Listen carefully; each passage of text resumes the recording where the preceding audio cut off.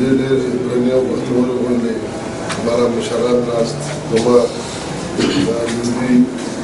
محترم ورور یو خو دا خبره بار بار کېږي چې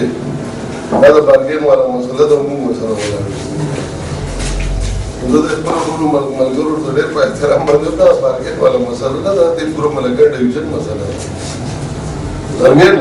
بارګین که په دوه څلور شپږ ګاډي د چا چا ولاړې نو موږ ستاسو سره نه یو ولاړ تاسو به زموږ سره ودرېږئ د خیاله سره دا بارګین مسله نه بارګین خو زما په خیال کې زه ورته دې ته نه شروع شم صرف دا دنځي کې په دې بارګینونو وګرځم ټول به ترې دوه نیم درې سوه ګاډي راولو زما په خیال سره د ډاینو سره دا د بارګین مسله نه ستاسو مسله نه ده یو چې ستاسو په ذهن کې دا خبره وي چې موږ چې دی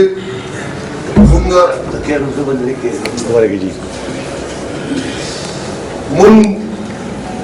ستاسو دپاره نه یو راوتي دي دا ستاسو په ذهن کې دا یوه خبره وي بارګین وروڼه تاسو زموږ وروڼه یې چې ستاسو څه مسلې هم راځي او بل دا ستاسو کار هم نه دی ستاسو کار د خپلې مزدورۍ سره دی ستاسو کار د خپلې سهار راتلو د ماښام ماسپښین واپس د تلو سره دی دا هغه ذمهداران چې هغوی ځان ذمهداران هم ګڼي او وخت راشي او هغه تاسو ته بیا ناست دي چې ته ما ته دا ډیوټي زما حواله کړه ته ما ولېږه ته به بېغمه ناست یې دلته بدقسمتي دا ده زمونږ دا لویه المیه ده دا المیه چې ده دا به ختمول غواړي دلته مونږ سړی اسامبلو ته ولیږدو اسامبلو ته لاړ شي په اسامبلۍ کې ناست شي د پېښور نه به ټلیفون وکړي یاره لوډ شیډینګ دی او زه به د خیالي په ورځ باندې درځم او د اتوار په ورځ به جلوس راوباسم د اسلام آباد نه به ټلیفون وکړي وایي زه به درځم د خالي په ورځ درځم خالي اتوار مې چوټي ده قوم ته ووایه په جوماتونو کې اعلان وکړي چې د اتوار په ورځ به د لوډ شیډینګ خلاف مونږ جلوس راوباسو یو ورور مې راته چې ما لېږلی یې او ته ما هلته کېنولی یې او دا پخې پخې وې او په چیک پوسټ باندې را روان یې او په موټر دې نه لګولې پې او په موټر دې لیکلې یې مینې ته ما څه نه لېږلې ته ما دغه ځای نه لېږلې چې په هغه دوو کوټو کې ناست دی چې په یو کوټه کې پټې سوداګانې کوي په بل کوټه کې ښکاره د خلکو سره ډوډۍ خوري ته ما څه نه لېږلې ولې د دې شي په بنیاد ته تله غواړي په ګپ باندې کار نه کېږي زه یې پې ولېږم دا ته تاسو درې کوټې میلاو شي په یو کوټه کې چې په کم کې سمري پای کې د رکوب خبرې کوي د خلکو سره په دې منځ کې چې پکې هغه کچن وي پای کې د ولاړې چې د چا سره د غوږ میلې چې هغه کوي او یوه بله کمرې وله ورکړې چې پای کې یو صوفې او څو کرسۍ پرتي پای کې بیا سړي سره ناست دی نو هلکه فلاني دله دا کاغذ ولیکه هلکه فلاني دله دا خط ولیکه اول خو دا خبره ده چې دا بلکل دا شی کلیر کول غواړي چې د هر کسب دپاره چې کم سړی دی دا د هغه ذمهواري ده دا بیا ټیک ټاک کوي دا د ایمینې ذمهواري ده دا د ایم پي اې ذمهواري ده 15 کالو دپاره د دې قوم بلکل څادر به واغوندي د دې سړي کار دی چې نه شي کولی بیا د دې قوم له جواب ورکړي چې زما د پلار نیکه توبه ده بیا به وفات دا ستاسو او زموږ کار نه دی بیا زمونږ یې پې به هم جلوس وباسي زمونږ یې مینې به هم جلوس وباسي هغه به هم نارې ووایي او هغه هم دغه به هم نارې ووایي ورور مې چې ته دومره کمزوری یې نو کور کې نه خدای دې ستا وباسي څه پکې چا راوستی یې دا ډېر غیرتي قام دی دا خپل تپوس بیا په خپله کولی شي چونکې دې وخت کې ممبرۍ نشته بلکل دا پولیټیکل چې کوم مشران ناست دي دا بلکل ستاسو ذمهوار دی دا به ټیک ټاک دا خبرې کوي ټیک ټاک به دا مسلې حل کوي او چې دا مسلې نه حل کوي نو دا کم داسې د چا داسې یا ښکلی اواز دی چې سندرې ښه وایي او یا داسې ښکلی قرت ښه کوي چې دغه دی قاري ښه دی او یا اذان او یا امامتي ښه کوي دغه کسب دی دا د دې کسبګرو ذمهواري ده ستاسو چې کوم دی ستاسو دا ایمانداري ذمهواري ده چې بیا د دې ایماندارۍ باندې په هغه حساب باندې ودرېږئ بلکل ټیک خبره ده زمونږ د ملاکنډ ډویژن کې ټیکس نشته زه د 14 اګست پاکستانی نه یم اسرار وایي چې دا مه وایئ دا چې نه یم د دې نه بغیر توله کېږي نه زه د پاکستان د جوړېدو نه ډېر کلونه پسته چې کوم دی په یو معاهده د سره شامل شوی یم او په هغه معاهده به را سره چلیږي د خلکو سره د نواب صاحب د هغه وخت پمفلېټې پرتې دي د جاز نښې راچولې دي په دې باندې چې کله دا ټیکس د نواز شریف د ستاسو په ګورنمنټ کې چې کله د ټیکس خبره راغله په دې باندې 2 پیسې ما په دې دغه کې کړي د په هغه کې د ضلعې صدر هم د این پي دوی پیسې مې کړي دي او بالکل دغه وخت ریکارډ زما د ملګري د پریس روډ د دې ګواه دي دا هغه وخت ریکارډ راوالی چې څومره ایم پی ایزو د دې ملکن ډویژن چې څومره ایم این ایزو د دې ملکن ډویژن چې څومره سینیټرزو د دې ملکن ډویژن رباني صاحب په هغه وخت کې سوري مظفر سید صاحب په هغه وخت کې د فاینانس وزیر و ما چې ورسره خبر وکړو دا شیخ د فاینانس سره د دې دغه دی او دا خو ټوټل د فاینانس سره ده نو دا به ما ته مشکل جوړ کړي او زما پکې وس نه رسي ما ورته د تیر ډېر غیرتي او پښتانه خلک دی ته راځه کښېنه خیر دی خبره به وکړو فاینانس د فاینانس منسټر هم پکې هغه ناست و چې د حکومت حساب ټول دله راغلي دي او ټولو خبره کړې ده او په هغه وخت کې بیا د اسحاق ډار چې دی د فاینانس منسټر د هغه وخت د هغه پریس بریفینګ د څوک راوالي نو هغه وایي چې د عوامي نیشنل پارټۍ او د ملکن ډویژن د قوم په عوامو په زور باندې چې کوم دی نو دا ټیکس چې کوم دی دا ختم شي په دې کې مونږ د های کورټ په دې کې مونږ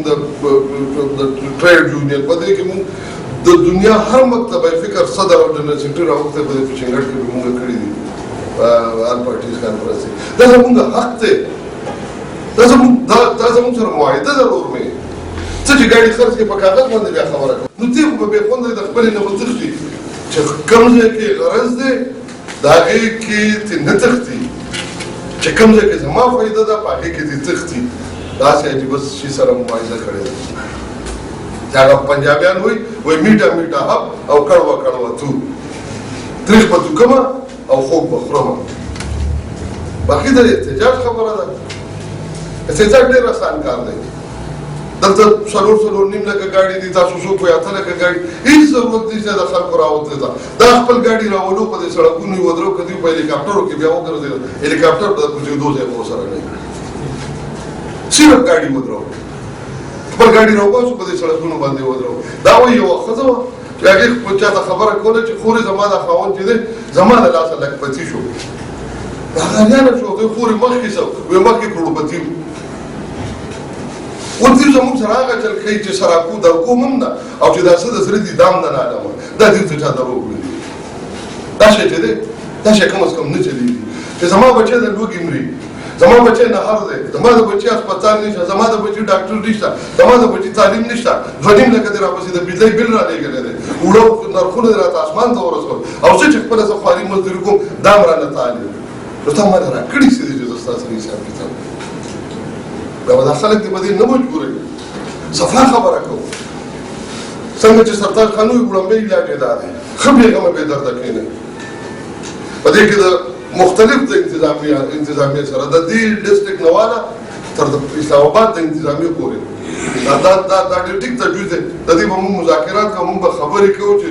کله بالکل خدای دې نه کړي خدای دې چې هغه وخت به خدای رام نه ولي خو که خدای مکه هغه وخت راغی نو بیا به تاسو ته غږ کوو چې اوس راپاڅئ ښه بېغمه بېدرده به تاسو ناستئ دا به ټیک ټاک مذاکرات کوو اخري اپشن چې کوم دی سړکونو ته راوتل دی او اخري اپشن حساب کتاب دی او تاسو نرخونه مقرر دي 2 لکه دیواله او 3 لکه دیواله څوک دلته په 1.5 لکه کا ډېرې ډېرې خارښتېږي نو بیا به ورته زه چل وښیم چې زموږ دا ګاډي څنګه کسټم کېږي زما د دې ډویژن نه چې د ورځې ته د اربونو روپۍ دا ښکته ځي که نه وایي د ګرینایټ خبره مه کوه د کرومایټ مه کوه د نور مې زورور دی د نیپرایټ مه کوه د ځنګل مه کوه د دې دا د ورځې چې څومره دولتونه ځي که نه د ورځې زما د دې اوبو پورې او د بېدیانو پورې په دې دولتونو کې برانه دا ټول ګاډي کلیر کې که نور مېړه غوښته چې کابلي ګاډي ساتم او راولم نو بیا به پرې سوچ کوم او دا شته برانه ته زما په دې اوبو کې کلیر کې دا 50 کاله چې دې رانه وخوړې په دې کې بیا رانه پاک کړې جماعت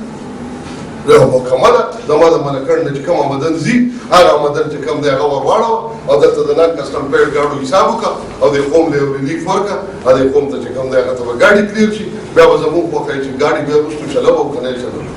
کابلي ګاډي نور راولو که نه راولو او شته زموږ سره دوانې هم نشته چې دغې چې تا نه مونږ ډیوټیانې درکړو تا نه ډیوټي در کوم زه به څه کوم دا اوږده خبره ستاسو سره نه کوم صرف دا یو خبره او تاسو رکوع والا په قرآن خوړلی دی دا مونږ هره ورځ چې راوځو که د قرآن هم خوړلی د دې ګاډي د بانټ نه په دا هغه ځای ناست چې څوک ناره وویل چې زنده‌باد هم نه وایې په خپلو کې پاسو کې عیاران وایي بیا روان دی، وایي د دوی بیا دې ته دې خیال دی او لګیا روپۍ شمارئ، څوک یې د ګاډي شاته شمارئ، څوک یې د ډاټسن په ډاله کې شمارئ او څوک یې د ده د شیشه بند دفتر دي په هغې کې شمارئ او دا موږ ټول خلک د لیوني ښکارو. دا لیوني چې نه و خدای دې نه کړي خدای دې نه کړي دا علاقه به سپي وخوري ګورې دا هم ده سړی نه دی به ستاسو موږ هسې هم نه غواړو. دومره مهرباني وکړئ، دومره مهرباني وکړئ چې یوازې د نن کسټم پیډ ګاډو مسله نه ده عزیزانو. موږ ګوره موږ د بجلۍ خلاف راوځو، تاسو نه راوځئ، صفا خبرې به کوو. موږ د نرخونو خلاف راوځو، تاسو نه راوځئ. موږ پرون د فلسطین خلاف راوځي او تاسو نه راوځئ، فلسطین د جنګ د جګړې خلاف. نو خدای قرآن ته وګورئ، تاسو هم ډېر په دې روپو دا خېټه مه ورچوئ. ته په یو کس کار کوي نو داسې به وکړئ، داسې به وکړئ چې کله د پښتو د غیرت خبره راځي او الله تعالی ډېر غیرتي باچا دی، د غیرتیانو ملګری دی، مړه خدای دې د مړ سپن بیخ وباسي، دا نیم دننه نیم باري، دغه دله د روپۍ دې هم خدای پتن درکړي او د دغه دله د ژوند هم خدای پتن درکړي. سړیا د نرانو په شان وخت تېروئ او په هره معامله کې په پښتو کې ودرېږئ، د چا نیکه هم بیا تاسو ته سر نشي درښکاره کولی. تاسو پسې یو سړی درغلی او بیا ډنګه ډنګه کټ ګاډو کیسې درته یاد دی که نه؟ کټ ګاډو کې را لړه نه دی شین کړی دی، دا ستاسو د جمعه بازار دا کیسه چې ده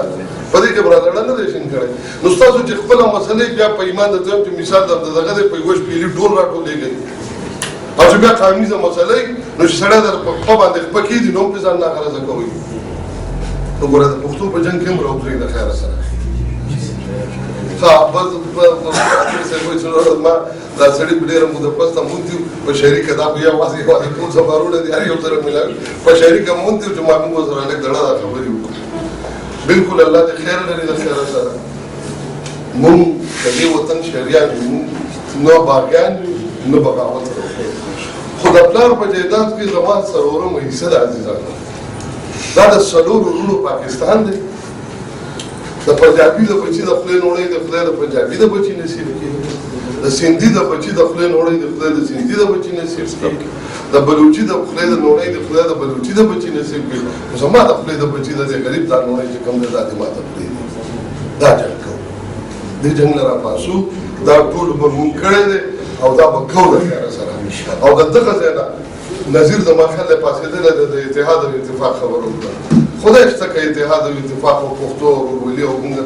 داسې ځو، خدای شته که څه ته کوم وروري چې په اتفاق کې څوک پرې ورخطه کولی شي، صرف د کور وروري د پلار د څلور زامن شي. نو دقسې د اتفاق او د ورورولۍ خبرې به کوو. دا زموږ سیندونه دي، زموږ دولتونه دي، زموږ ګرینایډ دی، زموږ برومایډ دی، زموږ لیتیم دی، زموږ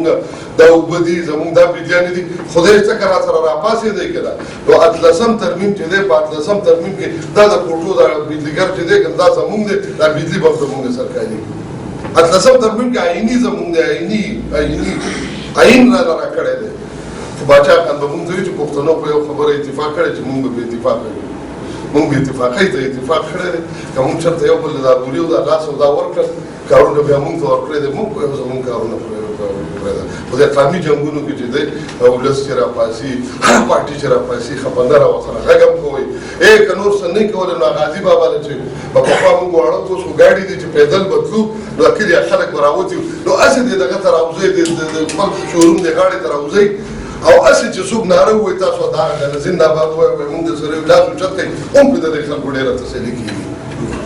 د پښتو په حساب کې شاملېږي چې کوم هم ګڼئ د هر چا چې جلوسي د پیپل دی، د مسلم لیګ دی، د نیشنل دی، د پی ټي آی دی، د علما دی، د هرې پارټۍ چې دی، د جماعت اسلامي دی، نو چې کم از کم دا قوم راځي او تاسو په دې بارګین کې چې دا یو فرض وګڼئ چې د چا جلوس راځي چې بې تپوسه ولا رامنډه کوئ او دغه ځای ته ودرېږئ او بالکل ضروري او حق ادا کوئ تش لاس ورته